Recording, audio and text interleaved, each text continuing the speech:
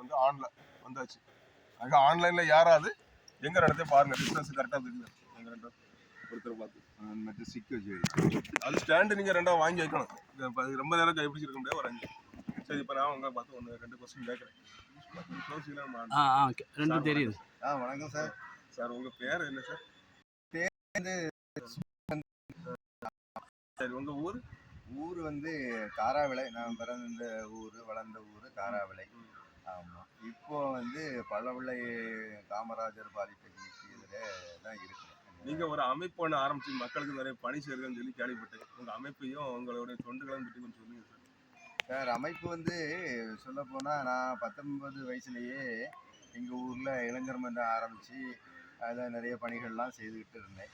அப்புறம் வந்து சொந்த காரியங்கள்னால வேலை வாய்ப்புகள் இதெல்லாம் இடையிடையே மாறி போயிருந்தாலும் கேமரா பார்த்து பேசணும். இடையிடையே சில சொந்த பணிகள் வருமானம் கருதி வேலைகளுக்கு போயிருந்தாலும் கூட எண்ணங்கள் அதில் தான் இருந்துச்சு. அதனால் விவேகானந்த கேந்திரத்தில் தொடர்பு கொண்டு பல பணிகள்லாம் நிறைய செஞ்சுருக்கிறேன்.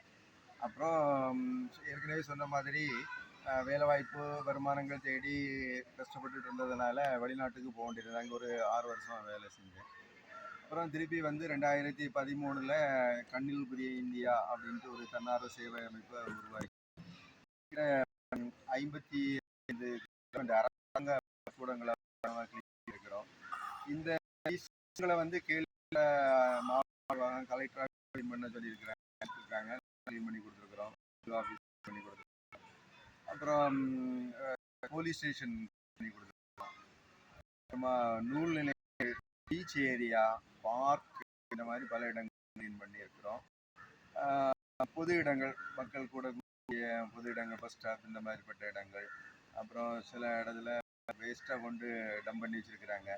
சில முக்கியமாக வட இந்தியிலேருந்து வந்த வேலை வாய்ப்பு கருதி வந்த சகோதரர்கள் அவங்க வந்து மொத்தமாக இருக்கிற இடங்கள்லாம் வந்து இந்த மாதிரி வேஸ்ட் வந்து அதிகமாக அந்த மாதிரி இடங்களில் மாவட்ட நிர்வாகத்தினுடைய அழைப்பின் பேரிலும் பஞ்சாயத்தில் உள்ள ஸ்வச் பாரத் அந்த கீழே வேலைக்கு செய்யக்கூடிய ஸ்டாஃப் கூட சேர்ந்து நாங்களும் பணி செஞ்சுருக்கிறோம். இப்படி தொடர்ந்து பணிகள் செஞ்சிட்ருக்கிறோம். மரம் நட்டுருக்கிறோம்.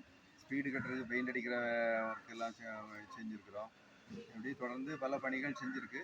தனிப்பட்ட முறையில் யாருக்கும் உதவி செய்யலை. ஆனால் கொரோனா டைமில் வந்து தனிப்பட்ட முறையில் நிறைய பேருக்கு உதவி செய்ய வேண்டிய நிர்பந்தம் ஏற்பட்டதுனால கிட்டத்தட்ட ஒரு 270 குடும்பங்களுக்கு உணவுப் பொருட்கள், அரிசி, தானியங்கள்லாம் வாங்கி கொடுத்து, காய்கறிகள் வாங்கி கொடுத்து இது பண்ணியிருக்கிறோம். அப்புறம் வந்து ஸ்கூல்களில் பாட புத்தகங்கள் வாங்கி கொடுத்துருக்குறோம். இப்படி சில தனிப்பட்ட பணிகளும் இப்போது லேட்டஸ்ட்டாக இப்போ இடையில நாங்கள் செஞ்சுருக்கிறோம். தொடர்ந்து இந்த பணிகளை செஞ்சுட்ருக்குறோம். இளைஞர்கள்லாம் வந்து ஆதரவு தந்தாங்கன்னா நல்லாயிருக்கும். ஏன்னா நாங்கள் எங்ககிட்ட இருக்கிறது முதியோர்கள் நிறையா இருக்கிறாங்க. இந்த கட்டாயம் எதுவும் கிடையாது. மெசேஜ் கொடுப்போம். ஃப்ரீயாக இருந்தால் வந்து சேர்ந்துக்கிட்டோம். இதுக்கு காசு எதுவும் கொடுக்குறது இல்லை. காலையில் ஒரு கப்பு டீ, அப்புறம் ஒரு ஸ்நாக்ஸ் ஏதாவது ஏற்பாட்டாளர்கள் ரெடி பண்ணி வச்சுருப்பாங்க. அப்புறமா ஒரு டிஃபன், ஒரு கிட்டத்தட்ட ஒரு 9 மணிக்கு ஒரு டிஃபன் ஏற்பாடு பண்ணுவாங்க. அதை சாப்பிட்டுட்டு அப்புறம் கிட்டத்தட்ட ஒரு 3 மணி நேரம், சில நேரங்களில் ஒரு 1 மணி நேரம் செஞ்சால் அந்த ஸ்பாட்டில் வந்து எல்லாம் வேலை செய்து முடிச்சிடலாம் அப்படின்னு ஒரு தோணிச்சுன்னா கூட ஒரு 1 மணி நேரம் வேலை நடக்கும். இப்படி பணி தொடர்ந்து செஞ்சிட்ருக்குறோம். இதில் எதிர்கருத்துகளும் உண்டு. ஏன் செய்கிறீங்கன்னு கேட்பாங்க. கவர்மெண்ட்டில் போய் புகார் பண்ண வேண்டியதானே, இல்லைன்னா போராட்டம் பண்ண வேண்டியதானே எல்லாம் சொல்லுவாங்க. ஆனால் அது வந்து எனக்கு அதில் உடன்பாடு இல்லை. நம்ம செய்கிறதே செய்வோம்.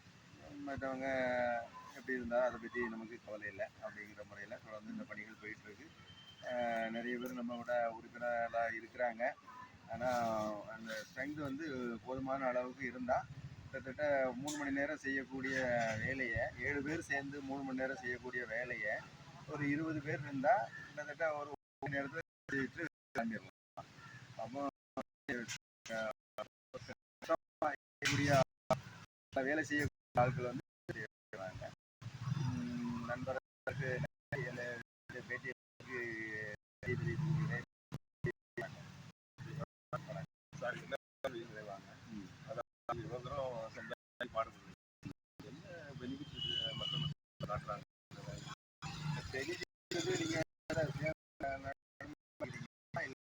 இப்போ என்ன பொறுத்தளவில் சுயநலம் நன்மை எதுவும் கிடையாது. மக்கள் சமூகத்துக்கு கூடிய பணிகளை நம்ம செஞ்சுக்கிறோம். அடுத்து வரக்கூடிய ஜெனரேஷன் நல்ல ஒரு சூழ்நிலை, ஆரோக்கியமான சூழ்நிலையில் கல்விக்கூடங்களில் படிக்கணும்.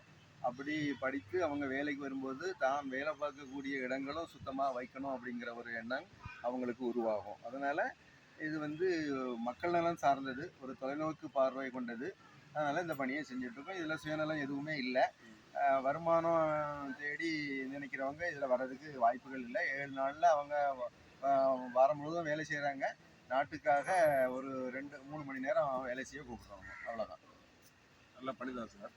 ஆனால் இன்னைக்கு இப்போ நடக்கிறது வந்து ஒரு கழிவு. எல்லாருமே ஒரு சுயநல பார்வையில் இருக்காங்க. பொதுநலம் சொல்லி பேங்க்கில் அவங்க ஒரு அமௌண்ட்டு சம்பாத்தியம் பண்ணுறாங்க. இதெல்லாம் நிறைய நாட்டு. ஆனால் நீங்கள் வந்து நம்ம காமராஜர் உங்களுக்கு மக்கள் இது ஆதரவு இல்லை, எதிர்ப்பு காட்டுறாங்க.